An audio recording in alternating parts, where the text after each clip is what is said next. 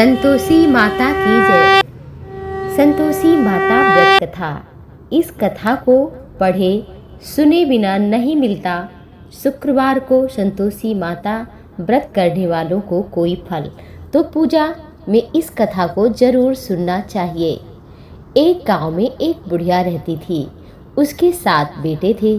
6 बेटे कमाने वाले थे, एक बेटा निकम्मा था।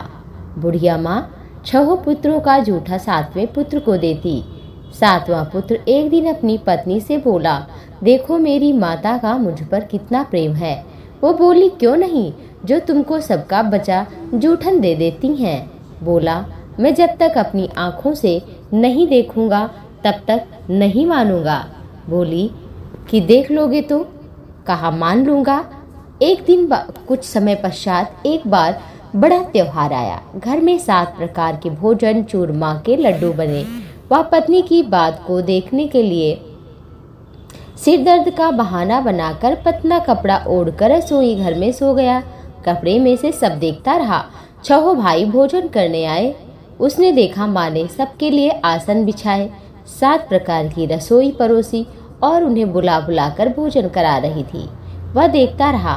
6 भाई जब चले गए तो जो भी जूठन पड़े थे थाली में, उन लड्डुओं का टुकड़ा उठाया और एक लड्डू बनाया। जूठन साफ कर माँ ने उसे पुकारा, उठ बेटा भोजन कर ले, तेरे भाई भोजन कर गए।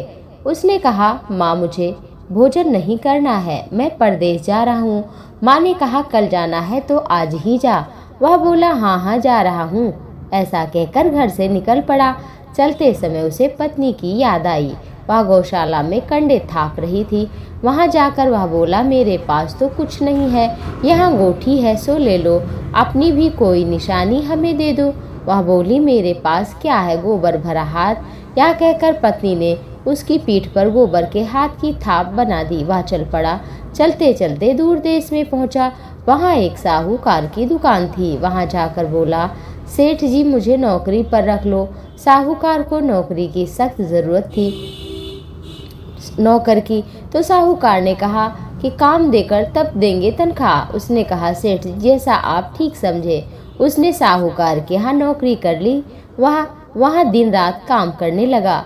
कुछ दिन में दुकान का लेन देन, हिसाब किताब, ग्राहकों को माल बेचना, सारा काम करने लगा। साहूकार के 7-8 नौकर थे। वे सब चक्कर खाने लगे, लेकिन उसने अपनी लगन, परिश्रम और ईमानदारी से सभी को पीछे छोड़ दिया। उसे अपने किए का फल मिला। सेठ ने भी उसका काम देखा और 3 महीने में उसे मुनाफे में साझीदार भी बना लिया। परिश्रम करते करते 12 वर्ष बीत गए। वह तो नामी सेठ नगर का बन गया। सेठ अपनी सारा कारोबार छोड़कर चला गया। इधर उसकी पत्नी पर क्या बीती उसे भी सुनो। सास ससुर इधर बहुत दुख देते थे, सारा काम घर का कराते। इस बीच में रोटी जो भी बचती थी, आटे से भूसी निकलती थी, उसी से रोटी बनाकर रख दी जाती थी। फूटा नारियल इत्यादि में पानी दे दिया जाता था। इस तरह दिन बीतते गए। एक दिन जब वह जंगल में लकड़ी लेने जा रही थी, तब उसे बहुत सारी स्त्रियां व्रत करती हुई दिखाई पड़ी।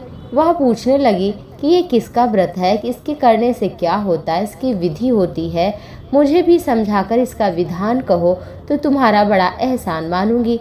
तो एक स्त्री ने कहा, ये संतोषी माँ का व्रत है, इसके करने से निर्धनता, दरिद्रता का नाश होता है, लक्ष्मी का आगमन, मन की चिंता दूर होती है, मन में प्रसन्नता, शांति मिलती है, पुत्र की प्राप्ति होती है, पति बाहर हो तो लौट आता है, कुंवारी कन्या को मन पसंद वर मिलता है, चलता मुकदमा खत्म हो जाता है, घर का क्लेश, जीवन का दुख समाप्त हो जाता है, सुख शांति आती है, घर में धन जायदाद इत्यादि की कमी नहीं होती, मन में जो कामना होती है उसे संतोषी माँ पूरी करती हैं।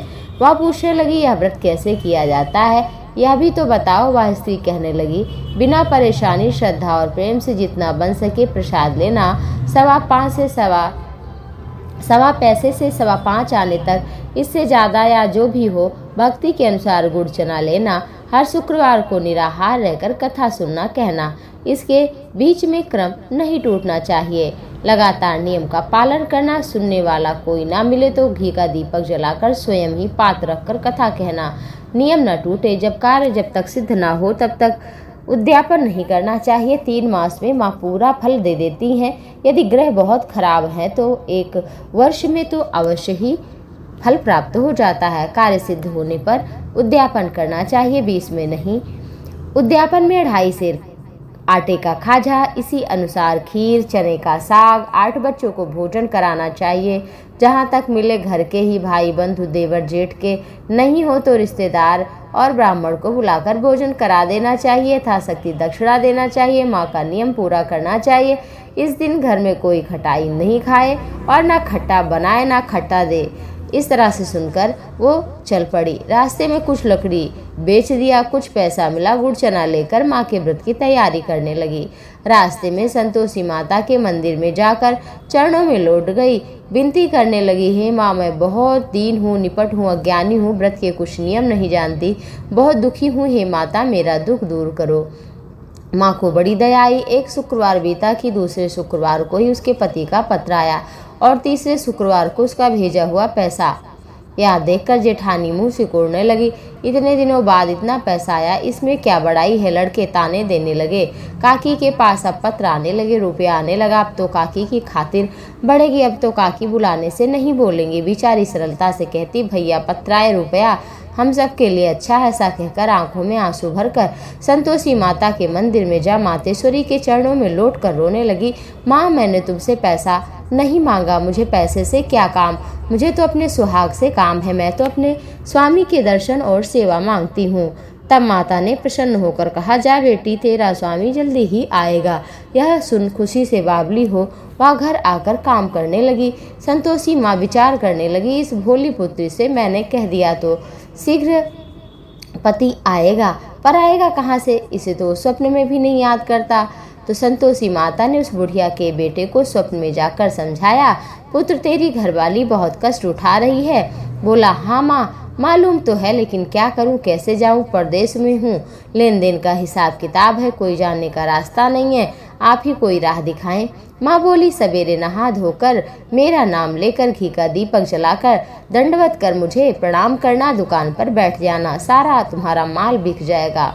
सांझ होते होते इधर सब वैसा ही हुआ। अगले दिन सुबह जल्दी उठा और अपने मित्र बंधुओं से परिचितों से स्वप्न में माता द्वारा कही गई बात सुनाई। वे सब हंसी उड़ाने लगे, लेकिन एक बूढ़ा व्यक्ति बड़ा समझदार था। वह बोला, देखो भाई, मेरी बात मानो, झूठ है सच है, जैसा कहा वैसा कर लो, इसमें क्या जाता है। फिर उसने उसकी बात मानकर नहा धोकर दीपक जलाकर दुकान पर बैठा। शाम तक धन का ढेर लगा। बड़ा हैरान हुआ, मन में संतोषी माता का नाम ले प्रसन्न होकर घर के वास्ते गहना कपड़ा खरीदने लगा। सब काम निपटा कर रवाना हुआ। उधर उसकी पत्नी जंगल में लकड़ी लेने आई। लौटते वक्त थक जाने के कारण संतोषी माता के मंदिर पर विश्राम करने के लिए बैठ गई। एक दिन देखा कि उड़ती हुई धूल, तो माँ से पूछा, क्या है माँ। माँ ने कहा, तुम्हारा पति आ रहा है, अब लकड़ियों के 3 बोझ बना, एक नदी के किनारे पर, दूसरा मेरे मंदिर पर और तीसरा अपने सिर पर रख। तुम्हारा पति जब ये देखेगा गट्ठर तो उसे मोह पैदा होगा। वो नाश्ता पानी यहाँ बना खा पी करके तब जाएगा घर, और तब तुम पीछे से जाना और चौक में गट्ठर डालकर जोर से 3 आवाजें देना, लो सासू जी, लकड़ियों का गट्ठर, भूसी की रोटी दो, नारियल में पानी दो, आज क्या कोई मेहमान आया है। संतोषी माता की बात सुनकर कहा, बहुत अच्छा। और इधर 3 बोझ बनाए, और एक नदी के तट, दूसरा माँ के मंदिर और तीसरा अपने सिर पर। इधर उधर मुसाफिर आ पहुँचा। सूखी लकड़ी देखकर इच्छा हुई कि कुछ बना खा पी ले, आराम कर ले, फिर चले। इस प्रकार से वह भोजन बनाकर आराम करके फिर अपने गांव गया और अपने घर पहुंचा तो माँ से बात कर रहा था। इधर वो गई पीछे से लकड़ियाँ डाल करके गट्ठर, जोर से 3 आवाजें दी, लो सासू जी, लकड़ियों का गट्ठर लो, भूसे की रोटी दो, नारियल में पानी, आज क्या कोई मेहमान आया है। सुनकर सास ने अपने दिए हुए कष्ट को भुलाने के लिए कहा, बहू तू ऐसा क्यों कहती है, तेरा पति आया है, मीठा चावल खा। पत्नी की बात सुनकर स्वामी बाहर आया, हाथ में अंगूठी वही देखकर व्याकुल हो गया। पूछा, यह कौन है। कहा, तेरी पत्नी आज 12 वर्ष हो गए जब से तू गया है, तब से भटक रही है, कुछ काम नहीं करती और खा लेती है 3 समय, पानी लेती है। अब मुझे देखकर भूसे की रोटी, नारियल में पानी मांग रही है। कहा, ठीक है, अब मैं इसे लेकर के अपने साथ रखूंगा, मुझे चाबी दो। कहा ठीक है, जैसे तेरी मर्जी। गुच्छा पटक दिया और ऊपर कमरे में ले जाकर राजा के समान महल ठाठ बाट बनाकर रहने लगा। सुख भोगने लगी। शुक्रवार आया तो बोली माँ का उद्यापन करना है। पति ने कहा अच्छा, उद्यापन की तैयारी करो। जेठ के लड़कों को भोजन के लिए कहने गई। मंजूर कर लिया, लेकिन पीछे से सिखाया, देखो खटाई मांगना जिससे इसका उद्यापन पूरा ही ना हो। सबने भर पेट खीर खाई, लेकिन फिर बाद में खटाई मांगने लगे। कहा कि देखो हम खटाई नहीं देंगे। कहा पैसे तो दे सकती हो। पैसे दे दिया। लड़कों ने जाकर इमली आदि खट्टी चीजें खरीद कर खा लिया। माँ ने क्रोध किया। इधर राजा के दूत उसके पति को पकड़ कर ले गए। अब सब मालूम हो जाएगा जब जेल की रोटी खाएगा। बहू से ये सब वचन सहन नहीं हुए। वह संतोषी माँ के मंदिर गई। माता तुमने क्या किया? हंसाकर क्यों रुला रही हो? माँ बोली पुत्री, तूने मेरा व्रत भंग किया, इतनी जल्दी सब भूल गई? माता भूली नहीं हूं ना, अपराध किया, लड़कों ने भूल में डाल दिया, मुझे क्षमा करो, अब ऐसी भूल नहीं होगी। माँ ने कहा कि ठीक है, जा, तेरा पति रास्ते में मिल जाएगा। वह मंदिर से निकलकर बाहर आई तो रास्ते में अपना पति आता हुआ देखा तो पूछा कहाँ गए थे? कहा बड़ा धन कमाया है तो राजा को टैक्स देने गया था, वही। अब वह प्रसन्न होकर बोली भला हुआ, अब घर चलो। अगला शुक्रवार आया। वह बोली मुझे माता का उद्यापन करना है। पति ने कहा ठीक है, करो। फिर जेठ के लड़कों से भोजन को कहने गई। जेठानी ने लड़के को सिखा दिया, तुम खटाई मांगना।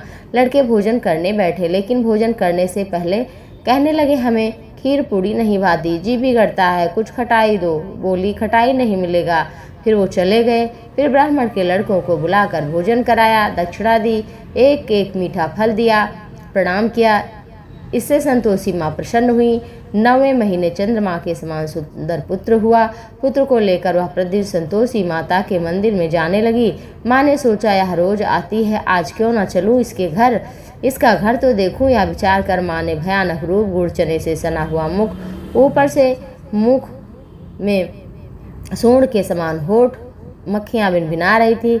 दहलीज में पैर रखते ही सास चिल्लाई, देखो रे कोई चुड़ैल डाकनी चली आ रही है, लड़कों इसे भगाओ नहीं तो सबको खाएगी। बहू रोशनदान से देख रही थी, प्रसन्न हो उठी, आज मेरी माता मेरे घर आई हैं।